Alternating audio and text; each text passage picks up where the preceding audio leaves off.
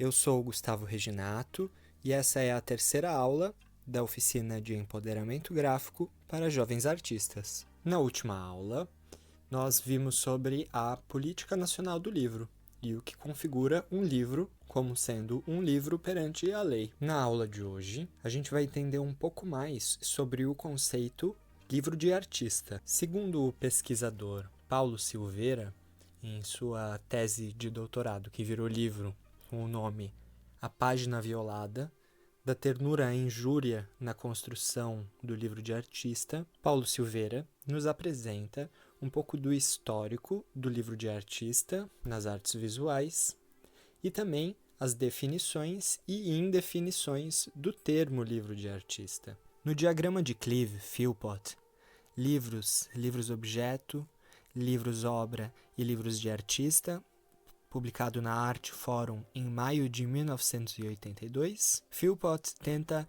desenhar um pouco das intersecções que fazem parte da produção do livro de artista. Segundo Paulo Silveira, Philpott ilustra o seu artigo com um diagrama em que propõe intersecções ou áreas comuns ao campo dos livros comuns, dos livros de artista e da arte.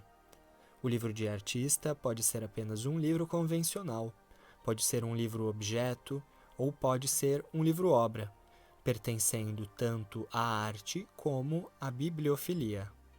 Em todos os casos, eles podem ser únicos ou múltiplos. O diagrama fez sucesso e foi algumas vezes republicado. Essas categorias nos ajudam a entender um pouco mais sobre a produção dos livros de artista, mas essas categorias não definem nenhum trabalho e nem suas inúmeras possibilidades de criação. Já Ulisses Carrion, no seu livro A Nova Arte de Fazer Livros, traduzido por Amir Brito Kador, nos traz que um livro é uma sequência de espaços, e cada um desses espaços é percebido em um momento diferente.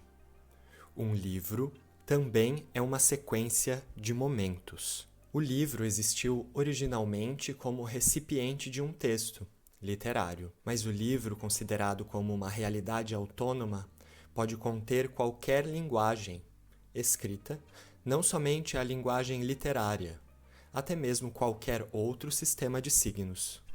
Na velha arte, o escritor escreve textos. Na nova arte, o escritor faz livros. E justamente por ser infinitas as possibilidades de criação de um livro, é que devemos pensar em pequenos detalhes no seu planejamento. Se o trabalho for com apropriação de livros, geralmente o suporte já vem pronto, mas se quisermos produzir um livro do zero, tem alguns itens que precisam ser pensados na hora da construção. Tamanho, comprimento, largura, altura, formato, quadrado, retangular, triangular, redondo, quantidade de páginas, tipo de papel, tipo de capa, meio de impressão, encadernação e tiragem. As publicações podem se apresentar nas mais diferentes formas e materialidades. Cada detalhe em uma publicação é o que torna única e demonstra sua individualidade. O projeto gráfico do livro é um planejamento crucial para transmitir no objeto livro uma experiência de leitura que se faz tátil. Como vocês puderam ver, os trabalhos que se apropriam do livro ou do seu formato possuem limites bem tênues de classificação. E a nova arte de fazer livro nos convida a produzir os nossos próprios livros. E para isso, na próxima aula, na aula 4, eu vou mostrar para vocês um pouco mais dos processos artesanais de produção de livros da Editora Caseira. Até lá!